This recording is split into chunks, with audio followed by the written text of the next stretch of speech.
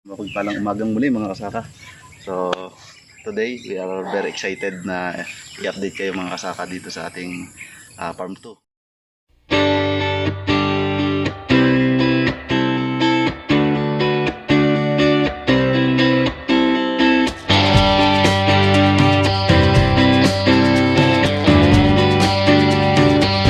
Marami na tayo na harvest dito.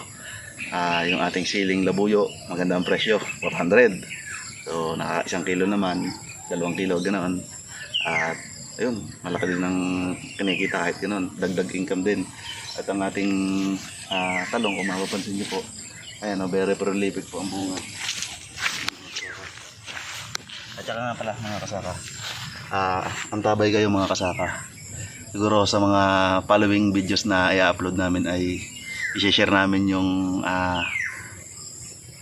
aming ginawang organic fertilizer.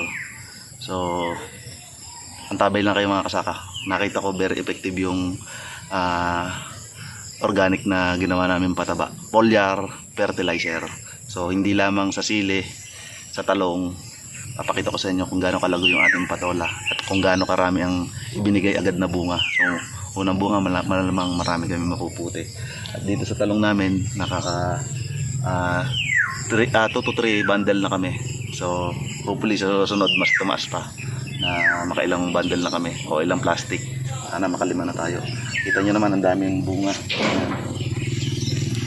Ayan o. So ayan, ang dami rin bulaklak. Kita nyo mga kasako, ang dami bulaklak. Paganda. Tsaka i-update kayo mga kasaka, pati yung mga sili natin doon. Kasi yung intercrop natin sili doon mga kasaka.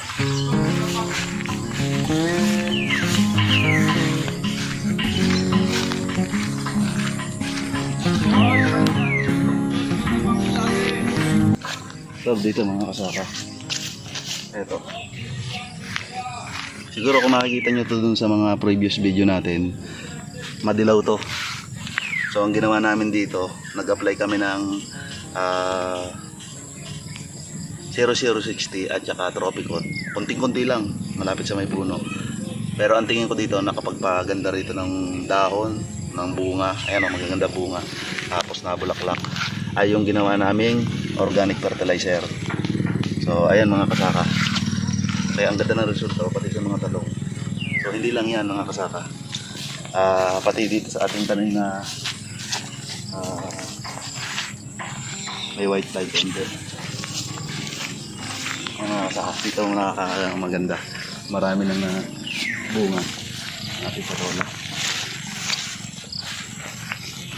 Mga kasaka, parang kailan lang man tayo siguro I think mga 1.5 week ang tayo na-chocolate. May malalaking bunga na gaganda, ang dami dito nga oh. 4, ayan, tapos doon marami pa rin. Ayan, may mga kasunod na maliliit. So ayan mga kasaka, so antabayanan yung mga kasaka, i-share namin kung paano namin ginagawa yung organic fertilizer namin na foliar lang siya. So siguro epekto na rin yung ating nilagay dito ng mga ipot ng manok.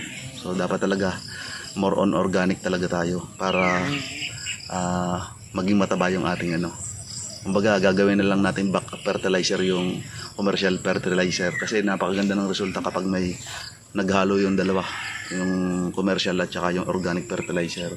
Yan yung naging resulta. Kita nyo yung mga antataba ng ng naging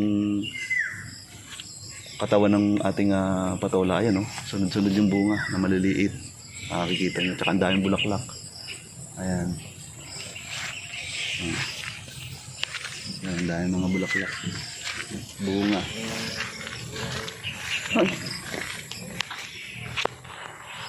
Ayan, may mga bunga dito. Tsaka tumutuloy siya talaga lahat mga kasaka. Kita nyo na tumutuloy siya lahat. Ayan, ang dami mga bubuyog. Ayun. Tingnan nyo dito mga kasaka. Ayan mga bagong bunga. Ito, 1, 2, 3, 4. Sunod-sunod talaga ang bunga. Kaya mga kasaka, share ko rin sa inyo yung, balikan nyo yung ating video kung paano natin pinabunga ng mas maaga tong ating patola. Kasi ang ginawa namin dito, yung tawag dito sa amin kinapon. So tinatanggal natin yung dulo ng talbos ng patola para mag-focus siya agad sa pagbubunga. So yun yung aming diskarte para mapabilis natin mapabunga. So anong nangyayari kasi doon ay nagpo-focus agad siya na reproductive ng pamumunga na nga. Yung mag-productive na siya stage. So tuturo ko sa inyo. Pero kung di nyo pa napanood yung video, ilalagay ko dyan yung link sa taas. Pakitingnan nyo na lang dyan sa taas at panoorin nyo pagkatapos yung video to. Tapos ganito yung mga kasaka, papakita ko sa inyo. Halimbawa, maigsi pa lang yung puno. Ayan, ito pa lang yung kanyang sanga. Ang gagawin nyo, tanggalin nyo to. Itong pinakang talbos. Kahit yung dulong-dulo lang, ito mga kasaka. Ayan.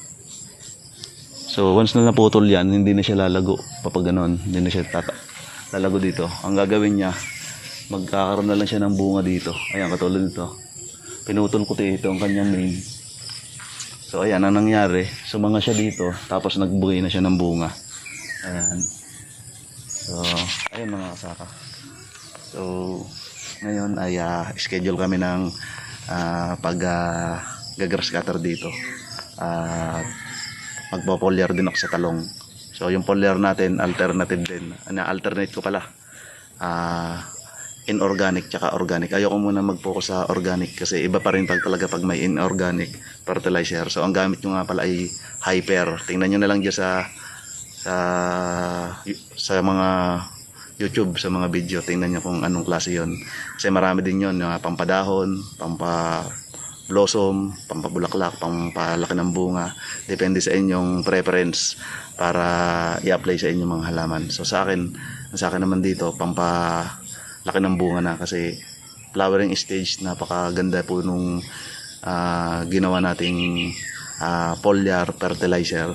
Pinaparami niya ang bulaklak at pinapalago niya ang dahon at nakakatulong din siya para mapalaki ang bunga.